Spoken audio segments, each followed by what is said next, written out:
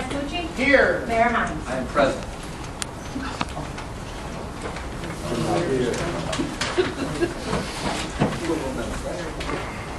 I've got approval of minutes, December 18th. Approval of minutes, December 18th. I'll move. Second. Roll call. Mr. Bontempo? Yes. Mr. Catali? Yes. Mr. Nicholas? Yes. Dr. Pascucci? Yes. Mayor Hines? Yes. Consent agenda.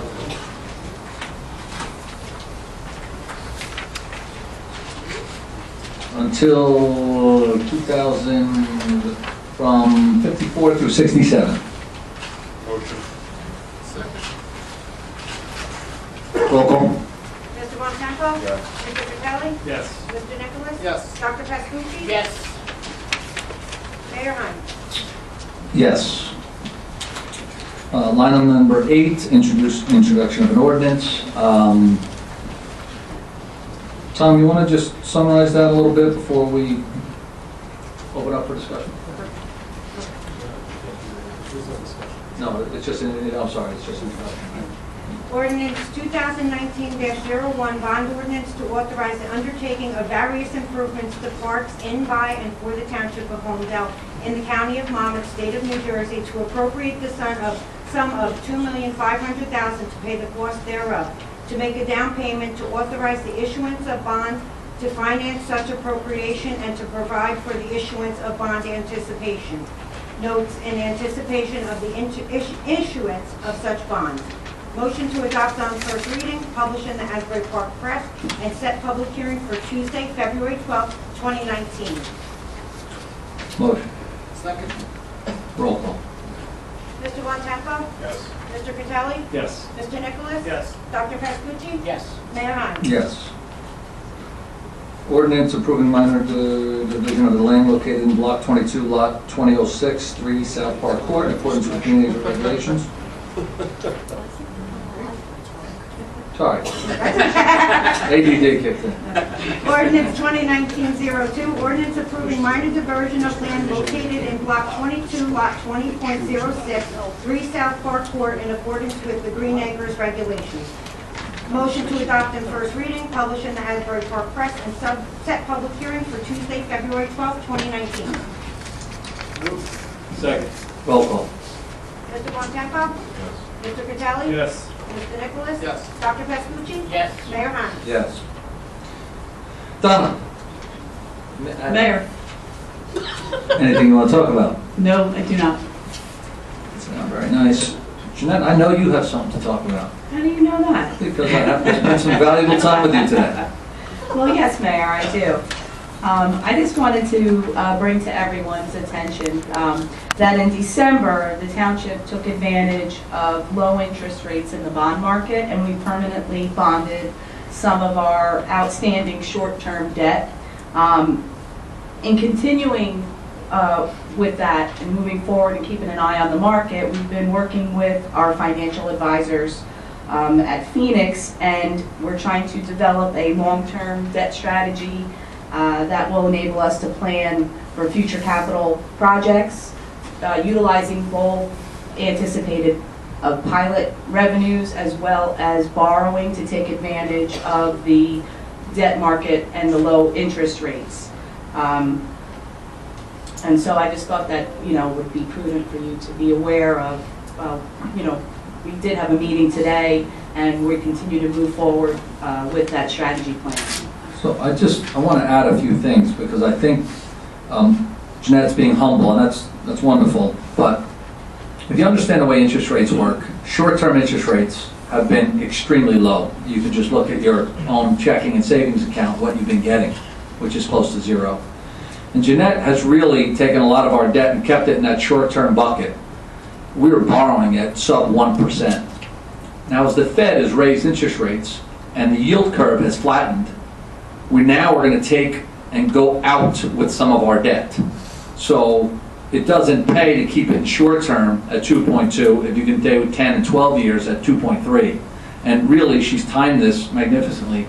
So not only do we have a low debt, $24 million as of this morning in debt, which is extremely low relative to the ratios that they look at. But really, I think we're retiring debt that was in the high 3s, low 4s, and we're going to go out and take advantage of a flat yield curve. So I really want to compliment Jeanette, and we got some excellent advice today, I think, from Phoenix. So it's very educational and really a big financial win. So thank you.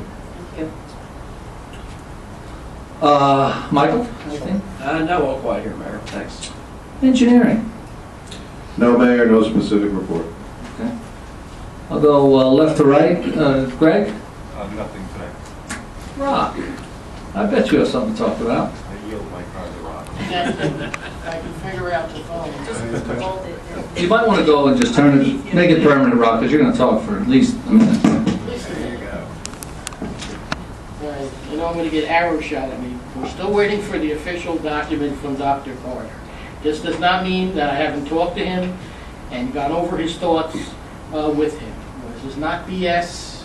It's coming.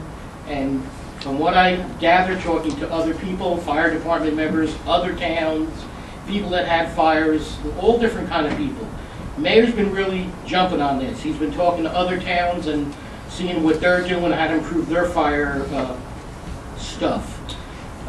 What Dr. Carter has been telling me seems to be what everyone else is telling me. So when his report finally comes out, I think everyone's going to appreciate it and be on board, meaning the township, the fire department, everyone.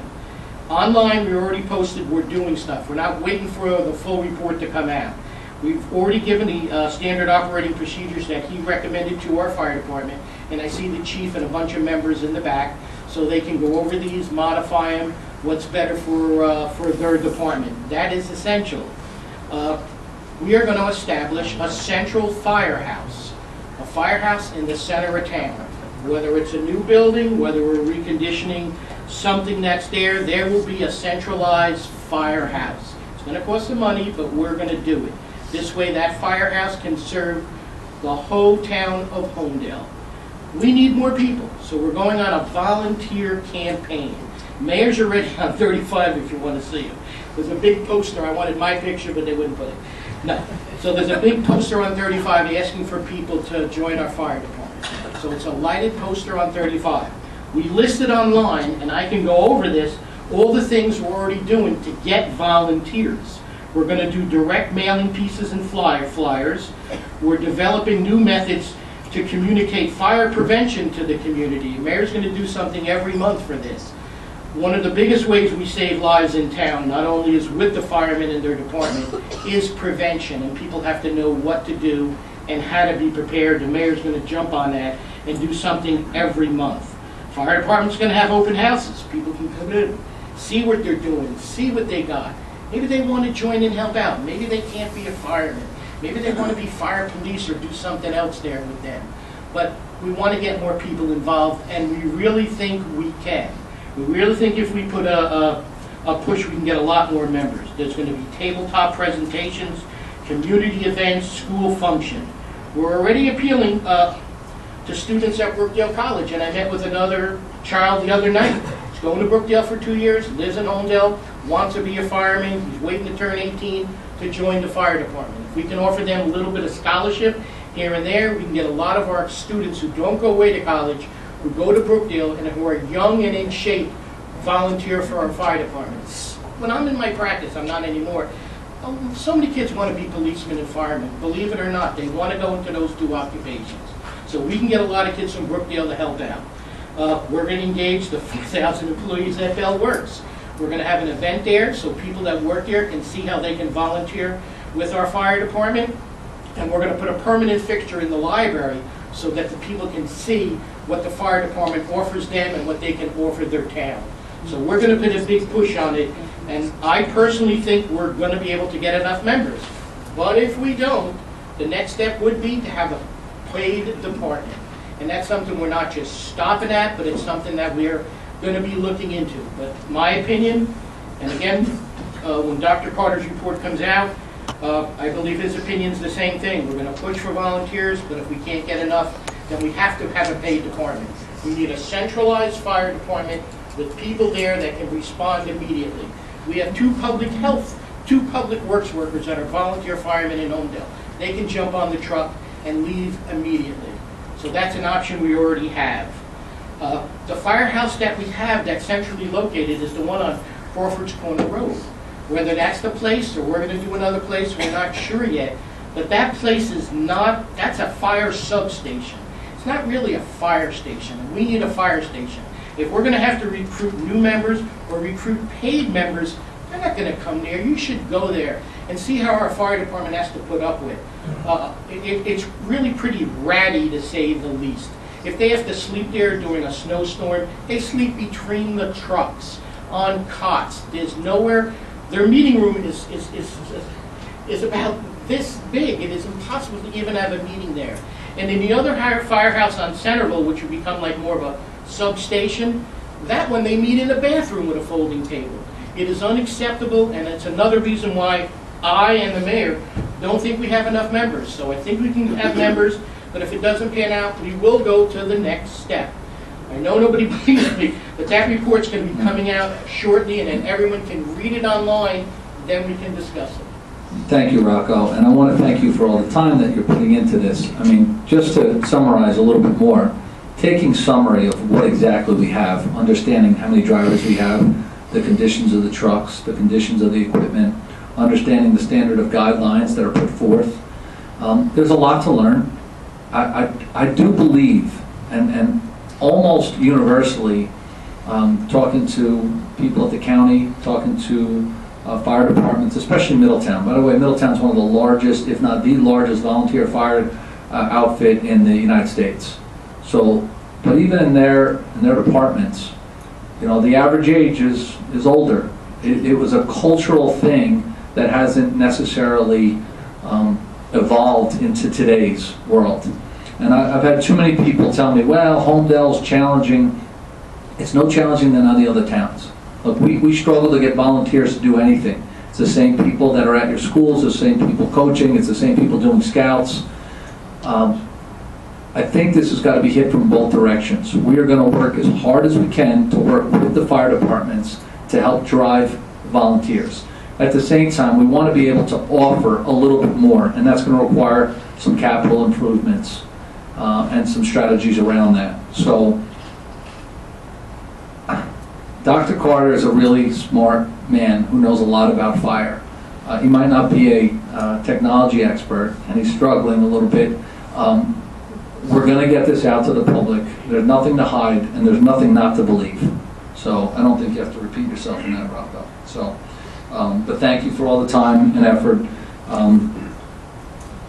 We're going to get to the bottom of this, and we're going to make sure that everyone feels safe. Thank you. Michael, anything? Thank you, Mayor. So the Environmental Commission has been very busy, and I also just want to thank our engineering staff and you, Mr. Mayor, for taking the advice of the Environmental Commission and sending a letter to the Department of Transportation to resolve the flooding issues of the Mahoras Brook on Palmer Avenue and Route 35. The last time that area was dredged out was 2003. Last year in 2018, Holmdel received approximately 64 inches of rain, which is a record-breaking year. We normally receive 42 inches of rain, and the flooding effects in that area have not been unnoticed. So hopefully we'll receive some more feedback from our state officials and we can resolve that. We've also initiated a mapping program where we're going to do some overlaying of our current open spaces, our sewer maps. We're updating all of that. We've contacted our engineers to basically bring us updated information on all the qualified farms, open spaces in town, so we can take a look and see what properties can be protected for the next round of affordable housing in 2025. The other thing is, what was the... We'll talk about the NJO. The records, that's still not done, up to the end of February. End of February, we should have the a digital report and then a working model that we can present to the public. We've been in touch. DOT. Yeah, I just said that. Yeah. I've also been in touch with the Association of New Jersey Environmental Commission commissioners up in Morristown, and this year is their 50th anniversary. We're looking to host their 50th anniversary meeting here at Bell Works, probably in May or June, and we'll let everybody know. Other than that, thank you very much. Thank you. Tommy? Thank you, Mayor. I'd like to just touch on the recreation ordinance 2019-01, which we introduced tonight.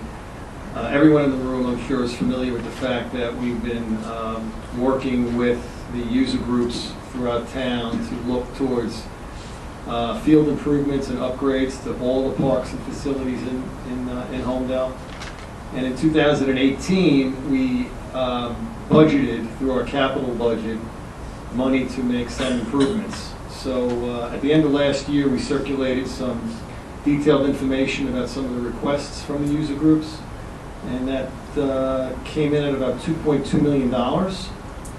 Since then, we've received a couple of revision requests from the HYA organization, and our administrator has correctly reminded us that we need to invest some money in the pool club facility.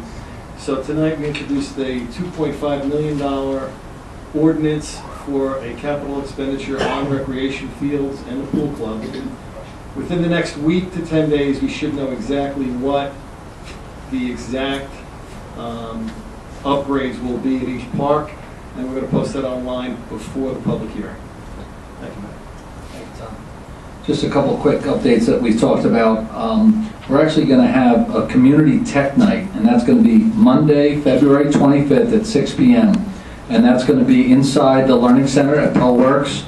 At that point, we're going to be talking about the See, Click, Fix app that we talked about at the last meeting, where all kinds of opportunities for the residents to communicate better, and whether it's potholes, deer problem, crime, anything that we can create a better communication portal for the town.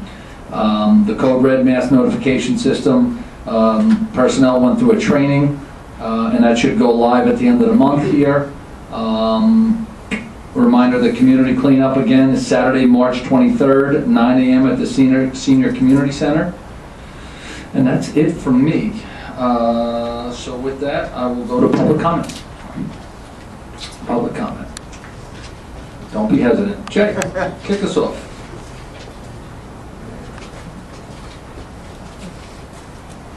Jay, King Labba Drive. Mr. Patelli, you gave sort of leeway to my question, because in December, we were commenting on some of the figures, and many up there agreed that these figures sound very, very high. It was like 2.13, but now we're 2.5. So if you assume we were very high, that should have gone down from 2.1, but then you said some user groups added some things into the pool. I mean, do you have any idea what we're talking at the pool club that would get us sort of back up there? I'll defer to Donna on that. Okay, like just general things? Yeah, so that's basically going to be the old tennis courts that we've tried to renovate. We're just going to knock them down. We have to do some grading. We're getting some free fill from Meridian. That's why it's kind of urgent to get it done. So we have to get a bulldozer and things like that. So it'll be about $100,000 to $150,000, $200 at the max to get all that work done. Okay. And is every aspect of this list that will come out going to be out to bid, or no? So not everything needs to be bid. Some of the items will be on state contract. So some items, and some items we'll also do in-house. So there'll be three probably different phases of how we're going to actually construct the ordinance. Okay. And Jed, believe me, I'm not allowing a $100,000 dugout. Like so, No, I know. so no, it's 200. The problem I think it was 200. So anything that we do that's not efficient is one less project. I don't foresee us using it all, but we certainly want to be in a position from last year's budget in order to when we're ready to roll and we get the right bids to get rolling. Okay. And Dr. Pascucci, I understand, Dr. Carter, I don't, but I'm understanding. I also understand you're in an odd position with all the dynamics going on. It's about the third month you're saying the same thing. Trust me, it's coming, and we're still being patient. But stepping back, zooming out, I just want you all to be aware of something, and this is kind of the feeling out in town, and feeling from many sports families too, and I don't want this to come across as anti-sports, but we have a committee that has no problem putting up bond ordinance for multi-million dollars for many, many projects. We also have a school.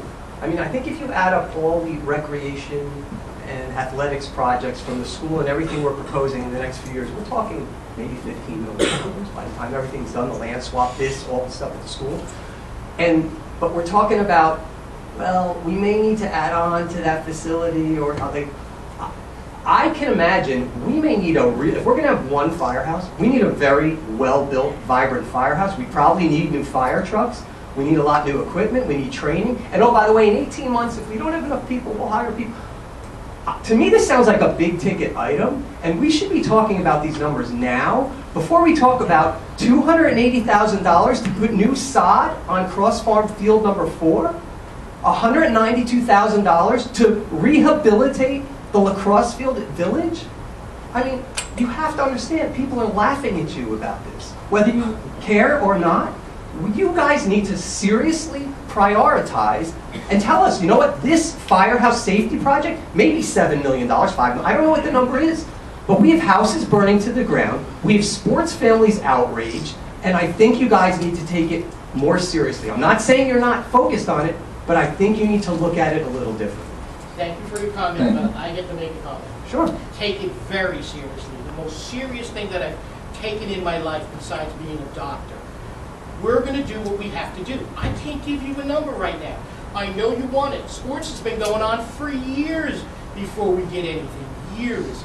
I've been on this committee for a year. Fire is a priority. We're going to put the money to what we have to do. And we're going to do with what we think and what we know is right for the community, Jay. We're not jerking around with this trying to put it off. Money will go where it has to be. I think your numbers are way too high. But we're going to put the money where it has to go. And in my opinion, fire safety is primary. Safety of my citizens is primary.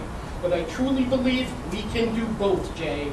And as soon as we get this report, and we're already trying to figure out numbers, and you're going to be surprised, we will have you a full running central firehouse that's top notch, that our firemen can run out of, and if we have to put professionals, we're going to know shortly that's a place where they can go. We can't put professionals there. They're not going to sleep there. Nobody's going to sleep next to a fire truck or use a bathroom without a shower. They're not going to do that.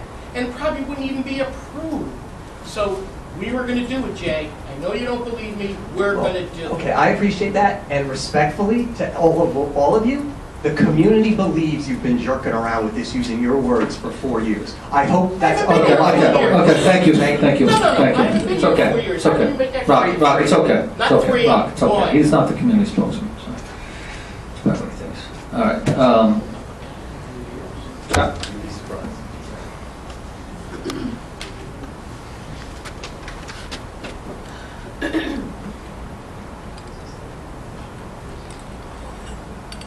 Scott Goldstein, 24 East Lawn Drive. Thank you for the update, Rock. I'll get back to on the fire situation in a moment. I've asked multiple times, multiple years, about having the agenda and the attachments provided in a format PDF, so it would be accessible. It would be accessible to the community to read.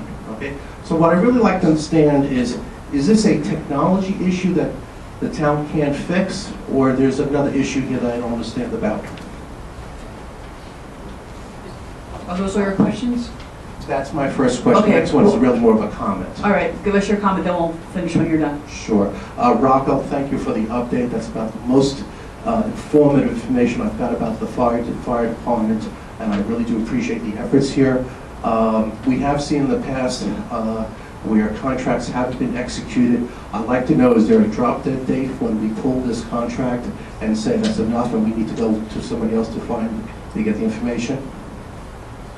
We already paid 10 grand. Five. We got 5 more. He doesn't come across this week, I'm not paying him. Okay? So that's my line. If it's not here this week, I'm not going to pay the guy. Okay, What I just get- saw, Scott, it's good. He's just not a technological guy like me. I couldn't do it. I'm just concerned that we've been waiting very patiently for update here. We've seen other contracts that had good It's not a intentions. contract. It's- Well, I understand. You know, we saw a contract with the tennis club that was non-performance that we had to pull.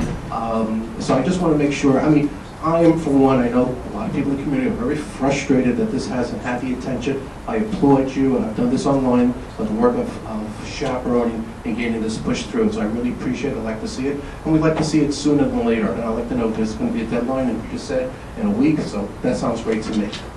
Yeah, in answer to your question, we are going to be having a paperless agenda, which everything will be on PDF searchable. Wendy and Kerry have been training, learning about it. We hope to go live shortly. So until that time, just hang in there, it's coming. Okay, so the agenda shouldn't be too much of a problem. The issue is that you put I think last month it was 60, 70 pages of addendum that also comes in electronically that you copy, that we can't search. Yeah, so like I said, it's coming. Great. Okay? Thank you. You're welcome. Public. Let's go, Kathy. Your hand barely won. Just fast I yield enough. to Kathy, no problem. Kathy Weber, 4 Duncan Drive, Holmdel. I have 4 things. I'll make them quick. Number 1, I'm glad you're dealing with the flooding on Palmer. We have a major flooding issue on McCampbell Road that continues. The road was actually closed recently, and I know because I almost got a ticket for trying to drive down it.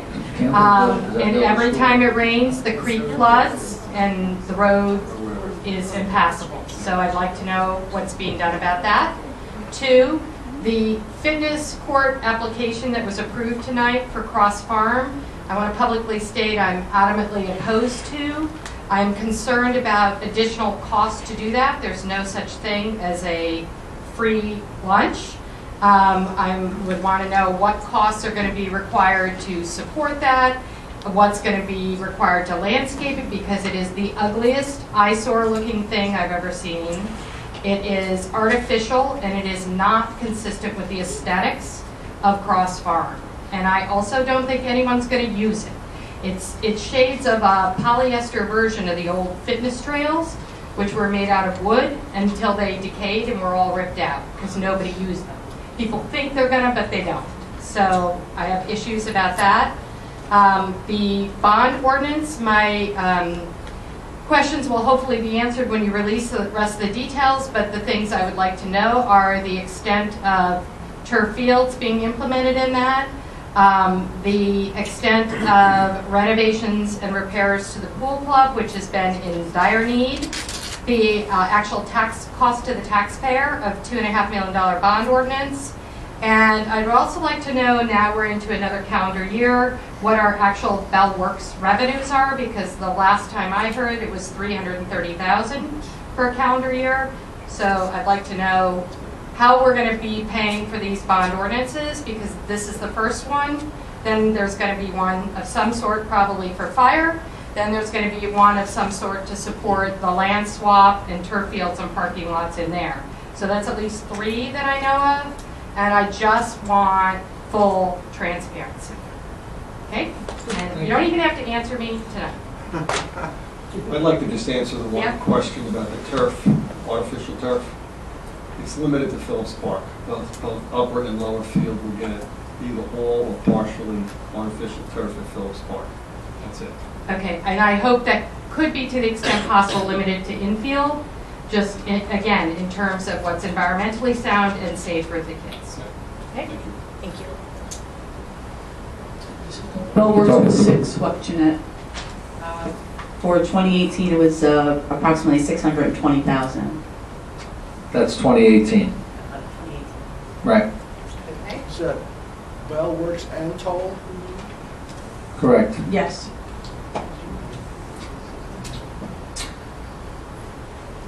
Next. Go ahead.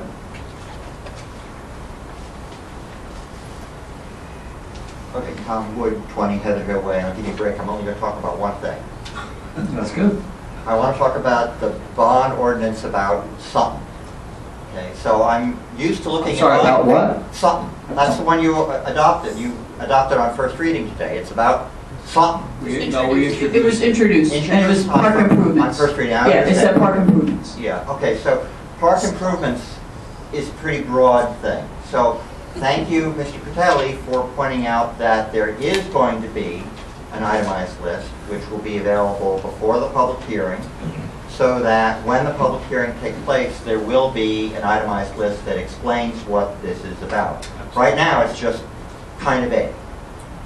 So my question is, and maybe this is best addressed to the attorney, will the list, which is going to be provided separately from the ordinance, be a part of the ordinance and binding on the way the money is spent, or is there a possibility that the list is informative only and the money can be spent on anything which is an improvement to the park? I can't give you a specific answer on that. I'm not the bond attorney. The bond counsel drafted the bond ordinance, but we can certainly address that at the next meeting. Is it possible to include this list as an amendment to the bond ordinance so it would be clear? Your comment's duly noted. I don't think that was an answer, but okay. You made a comment about suggesting that something be contained in an ordinance, and we are accepting that comment. Okay. Does anybody on the township committee want to make a further comment on that suggestion? If it's possible that we can include the list as an addendum or an amendment or an addition to the ordinance, I'd be happy to do that, Tom. Thank you. Thank you. Anyone else? Ralph? Good evening, Ralph Blumenthal, 41 Stony Brook Road. Questions, really, comments for Rocco with regard to the fire. I did see the, what I'll call outline that was on the website that provided some thoughts. You appropriately and helpfully explained the questions on what the word centralized firehouse meant. It's something more than what we have today.